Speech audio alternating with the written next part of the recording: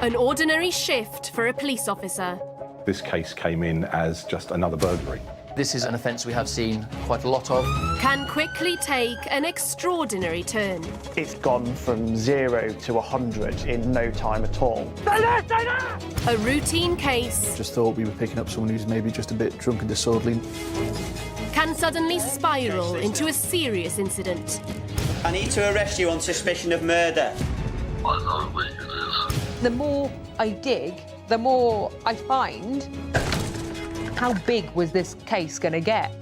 He has started a fire, he's done it deliberately and used some kind of fuel to get that fire going. Sometimes the most minor crimes It's really important that we get hold of him as quickly as possible and get him off the street. can crack major cases. We did have an international manhunt on our hands. Gotcha.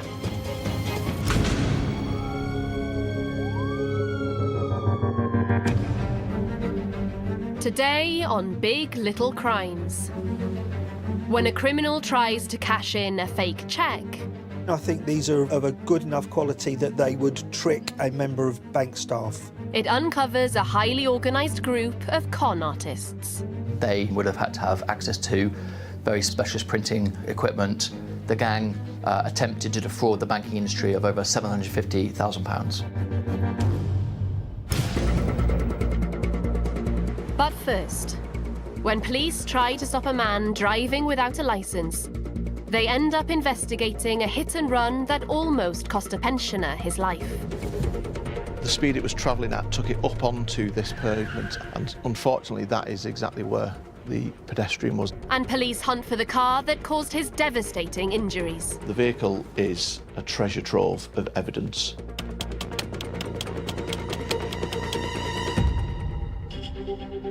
My name's Lee Westhead. I was a police sergeant with Greater Manchester Police. I always wanted to be in the police. So in the playground, if we were playing cops and robbers, I was always the cop. And as soon as I was old enough to do it, I was lucky enough to be able to do it. Lee was a senior investigating officer leading a team on Manchester's Serious Collision Investigation Unit. So serious collision investigation in Manchester is pretty incessant, really, but also it's very rewarding. There's not many jobs in the police where you get to start at the beginning and see it right the way through to the end. And that commitment to seeing things through was really put to the test in October 2017. Officers in Moss Side see a black Volkswagen Golf being driven erratically. But when they try to pull the driver over, he decides to make a getaway through narrow residential back streets. During the pursuit, the driver is going through giveways, he's lefts and rights, charging down double park streets. The risk can be at times very high, and that risk has got to be managed by the police officers. What should have been a routine traffic stop has already grown into a dangerous high-speed chase. Your main concern is that the vehicle does not cause harm to any innocent member of the public. You do not want that vehicle to come into contact with another vehicle or, God forbid, a pedestrian. With the serious risk to public safety, police decide to back off from the pursuit. They ultimately lose sight of him into a housing estate in Moss Side. But as they enter the estate to look for the vehicle, they're flagged down by a member of the public. That's where they then became aware that there'd been a road traffic collision. An elderly man has been hit and is seriously hurt. The officers now have an even bigger crime on their hands. They stopped and remained at the scene and then provided first aid and called for an ambulance. When paramedics arrive, they find the elderly man has life-changing injuries. His spine and skull are fractured, and he's had a bleed on the brain. The police now shift their focus and start to gather evidence. Once they've established that the casualty has been looked after, they're then going to be moving into their investigative mode. Treating the area as a crime scene is critical because road traffic collisions are crime scenes. The officers immediately suspect that the car involved in this hit and run was the same Golf they'd been chasing just moments earlier, but they can't prove it. Worryingly, with this scene, there was very little evidence. The members of the public that alerted the officers had not actually seen the collision. This is now a major crime. It's handed over to the Serious Collision Investigation Unit, and Lee gets the call. We attended the location, Tommy Johnson Walk. I then send out collision reconstruction officers. They go out and they forensically reconstruct the collision. One of the key things they were able to tell me was that they believed this collision had happened on the footpath. They start to get a picture of what actually happened. As the Golf came around that corner, the speed it was travelling at took it up onto this pavement as it turned right. And unfortunately, that is exactly where the pedestrian was at that time. As Lee's team scour the crime scene for any clues, they discover a critical piece of evidence. They'd recovered a part of a vehicle very close to the injured party. The part that we're talking about is a cover that would go over the fog lights on the bottom valance of the car. If they can prove this piece of debris came from the Golf, it would directly link that car to the scene of this life-threatening hit and run. The priority was to locate the vehicle. The vehicle is a treasure trove of evidence, and that is what we want to get before it can be destroyed or concealed or altered in any way. With the clock ticking, Lee and his team urgently start the search for the Golf. Their first stop is the address of the registered keeper. But the car isn't there, and the woman who owns it certainly doesn't match the description of the driver. They hadn't got a great look at the driver, but from the build, they were quite happy that they were chasing a male. But then, while officers are at her house, the woman's son arrives home. And he is a dead ringer for the man police saw behind the wheel. Her son approaches. The officers are quite happy that he fit the description of the driver, and they arrest him. The man is 22-year-old Khalil Mattis. Khalil Mattis was known to the police, and importantly, in this case, he had a revoked driving licence. If Mattis was driving without a valid licence, it might explain why he failed to stop for the police, and means he's committed yet another crime. But Lee must still prove that this banned driver was behind the wheel at the moment of the collision. So although we had a suspected driver, we still had no vehicle. So my main thoughts were around, where has the vehicle gone since the collision, where is it now, and how can I get my hands on it? Lee's team are going to have to pull out all the stops and work around the clock to get this case in front of a judge. But they're off to a good start when Mattis admits during his police interview that he was driving the Golf that day, despite not having a valid licence. However, he denies being in the car during the police chase and says he wasn't involved in the hit and run. He tells us that he has been shopping in Manchester, been to a particular store, Foot Asylum, purchased a tracksuit. That was great because we can speak to security and get access to all their cameras. And these cameras reveal the suspect's movements. And we have Mr. Mattis walking out with a Foot Asylum bag. He's then driven out of Manchester city centre to Moss Side. And it's here, Mattis tells police, that the real culprit takes control of the car. He's saying that whilst he parked the car in Moss Side, his friend Clouds then takes the keys to the vehicle and drives off in the vehicle, and it's Clouds that has the pursuit. And then the collision, and it's Clouds that abandons the vehicle. Lee starts trawling through CCTV to see if Mattis's claims add up. What we get here is a really good CCTV angle looking across the car park, and we can see the Golf as it arrives, and we can then see the male get out of the vehicle wearing this black top with this white insignia down his back. And we're able to keep a view of that person as they move around Great Western Street. And although he does return with a friend, the CCTV shows it's Mattis who gets into the driver's side of the car. And very shortly after moving off, we see that a police vehicle slots in behind it. Lee is now convinced Mattis was the one behind the wheel and is guilty of a much bigger crime than just driving without a license. But he still needs to find the car to prove it was the same one involved in the hit and run. Lee returns to the scene of the crime to retrace the movements of the vehicle. You walk to the end of the road, you look for witness opportunity or CCTV, you download that, you see the car, you see that it turns left, you go to the next junction and you just keep going. And in this case, we kept going for 6 days. Finally, they find CCTV footage of a black car that's a match for the Golf they're looking for. The car is then seen stopping at a cash point. This could be the breakthrough Lee needs. If the driver used his own bank card, it could prove his identity. So we all got very excited. That is golden for us. So we got the CCTV, we've identified the cash point. But their excitement is short-lived. After spending a day on it, we then realised we've been chasing the wrong car. And we've gone off on a wild goose chase.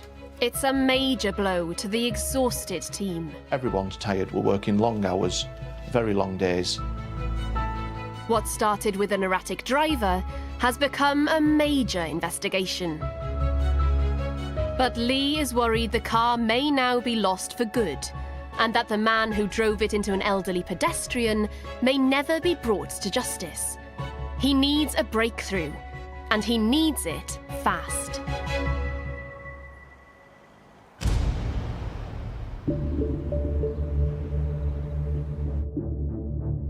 In our next story, a counterfeit check leads detectives to a highly organised gang of fraudsters and uncovers their sophisticated forgery factory.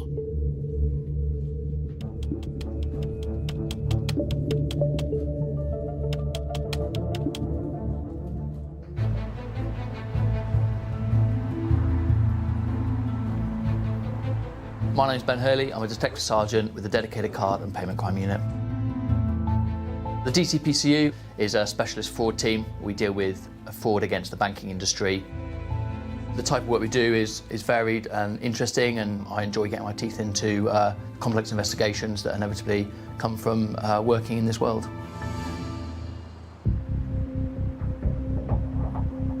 One type of fraud that's getting ever more rare in today's world of online banking involves people cashing in fake checks. Historically, this is an offence we have seen quite a lot of. However, checks are becoming less and less common. But there's still a surprising amount of money stolen this way. In 2022, there was believed to be £7.5 million worth of unauthorised cheque fraud in the UK. By the time a victim realises someone's withdrawn money from their account, the thieves are long gone. But once the fraud is discovered, the customer is refunded and it's the bank who take the hit. So they're usually the ones who report it to Ben and his team. It's vitally important that we have a good working relationship with the banks and the banking industry in order to secure the best evidence against these individuals. It's July 2019, and a high street bank contacts Ben reporting a high volume of identical frauds involving counterfeit checks.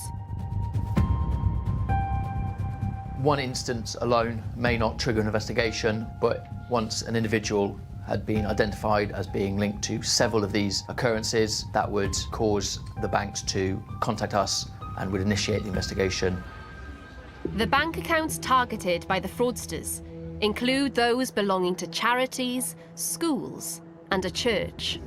We noticed that the value of the cheques was around about £2,000, a low enough amount that it wouldn't raise any red flags with the bank. It's a clever ploy to make it appear that this is just a small-scale crime. But Ben knows that scams like this are usually the work of organised criminal gangs. One of the members would be responsible for conducting the research, creating the fake cheques and fake identification in the name of the legitimate account holder. This information and the fraudulent cheques would then be passed to a runner, or what we would call in the DCPCU a striker, who would attend the branch, posing as the individual in the false ID. The strikers pretend to be the account signatories. Once the striker had cashed the cheque, he would leave the branch, meet with another member and hand over the cash and the ID to them. But identifying the fraudsters will be no easy task. So an investigation like this would be down to reviewing the CCTV, seeing if the striker can be identified this way. After wading through hours of video footage, Ben gets a result. We saw individuals going into the banks, purporting to be different people and cashing in these fraudulent cheques. Then, Ben gets a call that changes everything. We had a stroke of luck. One of the strikers attended branch, and thankfully an eagle-eyed member of staff at the bank suspected that the driving licence and cheque that was presented was in fact not genuine. This led to some awkward questions for the striker, who left in a hurry from the branch, leaving behind the identity document. Ben examines these forged documents and is shocked by how accurate they are. They would have had to have access to very specialist equipment, such as specialist printing equipment, specialist paper, specialist cutting equipment. Ben and his colleague Tony Blake have seen high-quality forgeries like this before. So what we've got here is a number of cheques which look like they've come from different banks and building societies, and generally they're really good quality. The attention to detail, even with the perforated edges, to make it look like they've come out of a genuine chequebook, and the ink used, obviously these are very, very high-quality counterfeits. They'll use holograms, they'll use all different stuff that the banks actually use. So, you know, they need to make it look like exactly how the bank would make it, and they do. They're very good at what they do. I think these are of a good enough quality that they would trick a member of bank staff. And these are exactly the sort of thing that we would have seen in this particular case. And because the forgeries in this case are so convincing, Ben realises he's dealing with a high-level criminal enterprise. Based on the sophistication of the cheques and also the fraudulent IDs that were being used, we believe that there was a organised criminal gang working behind the scenes. So from the initial referral of what was a fairly small and localised offence, by linking other instances around the country, we were able to establish that this was a much bigger and more widespread offence. But they still don't know the striker's true identity. Then Ben gets an update. Forensic analysis of the documents the striker left in the bank leads to a breakthrough. The striker in question left behind identity documents which had on his fingerprints, which in turn led to his identification as someone who has previously been known to police. And it's not the only careless move this striker has made. On a separate incident, this particular striker, also having been challenged on a different occasion, left behind his mobile phone in branch. The phone uncovers a wealth of damning information, including the identities of other gang members. Some of which were known to police for doing similar offences. It also reveals the extravagant lifestyle the gang indulged in as they committed their crimes. They would travel across the country, hiring luxury cars and staying in high-end hotels in order to facilitate the crime. But thanks to the information on the phone, their luxurious lifestyle is about to end. Once the other members of the gang were identified, warrants were executed at the addresses identified. Raids take place across the country, and during one of these, police discover the gang's sophisticated forgery production line. A cheque factory and various items of equipment were seized. The cheques that were used in this offence were found to be from different institutions, depending on the institution that the victim banked with. So a lot of research would have gone into the victim, the individual, and the bank that they had their account with. Finally, the huge scale of this crime is revealed. We established that this gang was offending for approximately 2.5 years before being caught. Over this period, the gang attempted to defraud the banking industry of over £750,000. It's a staggering amount of money for a crime that began with a single bogus cheque. So this investigation started from a single striker acting in branch. Due to a bit of luck with him being challenged and leaving behind vital evidence, it allowed us to identify the larger group behind it. In court, the gang responsible for this fraud are finally brought to justice. The gang was successfully convicted and sentenced to a total of 27 years in prison. And the ringleader of the organisation received 6 years in prison. This gang were targeting small businesses, schools and charities. As an investigator, it makes me immensely proud that we can get these people off the street and protect victims from this sort of crime.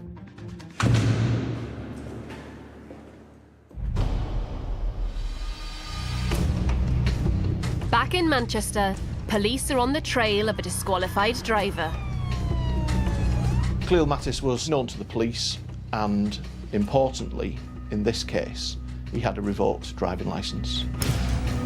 They now believe the same man is responsible for a much more serious crime, running over a pensioner and leaving him with life-changing injuries. What started as a routine traffic stop has escalated into a major criminal investigation led by Lee Westhead. But before he can charge the suspect, Lee needs to find the missing car. The vehicle is a treasure trove of evidence. For the last 6 days, Lee and his team have been trawling through hours and hours of CCTV footage. We had the vehicle entering an estate, but we couldn't find it. There were numerous exits from that point and not many CCTV cameras. We could only find one camera that gave us some coverage of some of the exits, but there was a possibility that we'd now lost the car. But there's no way Lee's giving up. He returns to the estate to try and trace the car's movements on foot. About 2 o'clock in the morning, on a very wet and rainy Manchester night, we've got officers watching the cameras that they have got access to, and I'm out on the road and we're trying to establish blind spots. These blind spots, where there's no CCTV coverage, could explain why Lee's team haven't been able to track the car. And after a few hours wandering around the estate, cold and damp, Lee gets a lucky break. We establish a blind spot near Epping Street. The blind spot was near to a housing block, and at the back of the housing block was a car park. And there were about 4 or 5 cars parked up along the building line. One of the cars was a Volkswagen Golf, a black one, but it was not my Golf because it had a different number plate. It's a criminal tactic Lee's seen before. I can see that the rear number plate is actually sat on top of another number plate. It's not the best piece of disguise I've ever seen, but effective from a distance. I then look at the front of the vehicle where I can see the vehicle identification number, and it's my car. Finally, Lee has the car that failed to stop for police and can link it to the far bigger crime of the hit and run. The fog light cover that the police officers had recovered from the scene, that part is missing from this Golf. That is a collision-specific piece of evidence. That has fallen off next to the pedestrian. The fact that we find that car with this part missing is critical. And there's more damning evidence. When it was examined in good light, we recovered some marks from the outside of the vehicle that were consistent with the pedestrian's clothing. Irrefutable proof that this car was the one that hit the pedestrian. But they must still prove that Mattis was the driver. Now they know where the car was hidden, Lee searches for any CCTV cameras that could show who might have left it there. Identifying the passengers and the driver on foot immediately after the vehicle has been lost is critical. The only camera that we have in this area is the camera on the end of that building. We then get a lovely view from that camera of 2 pedestrians on the footpath at exactly the right time. It's a very long shot, certainly too far away to identify people's faces, but It's two people, we're looking for two people. They look like men, we're looking for men, roughly about the right age, and it gives us another starting point. And we start looking for more CCTV opportunities. We see them from a distance, turn right, and walk towards a co-op shop. And on that camera, we see the two males up close for the first time. One of the males closely matches Mattis's description. And there's more. Mattis claimed a tracksuit he bought at Foot Asylum earlier that day had been lost when the car was taken. But one of the men seen leaving the abandoned car is clearly carrying a Foot Asylum bag. We've now got a person that looks like Mattis, wearing Mattis's clothing and carrying a bag that Mattis had purchased. It was time to go back and have another chat with Mr. Mattis. Lee gets a search warrant and at Mattis's house finds the tracksuit sitting in plain sight. It's quite rewarding then when you do actually then recover the evidence that you set out to look for. And it's a very small piece of the puzzle. You may think, well, you know, with all the CCTV, why do you need a tracksuit? But it's another lie. When confronted with the evidence that my team had gathered, Mattis did not have an explanation and chose to remain silent. And he remained silent all the way until his trial at court. But at the trial, Mattis has plenty to say. He challenged how we'd gathered the CCTV. It was even alleged that we'd changed the timings on the CCTV to make it fit. He tried every trick in the book to escape his punishment for his actions. The jury are having none of it. Khalil Mattis is found guilty and sentenced to 5.5 years in prison. No sentence will adequately reflect the harm that was caused to that pedestrian. What started out as a minor traffic offence has escalated into a major crime with a perpetrator behind bars. We started with the little crime of driving with a revoked driving licence and ended up with much bigger and serious offences that ultimately saw him sentenced to over half a decade in prison. The work of GMP's Serious Collision Investigation Unit put him exactly where he belonged, in jail.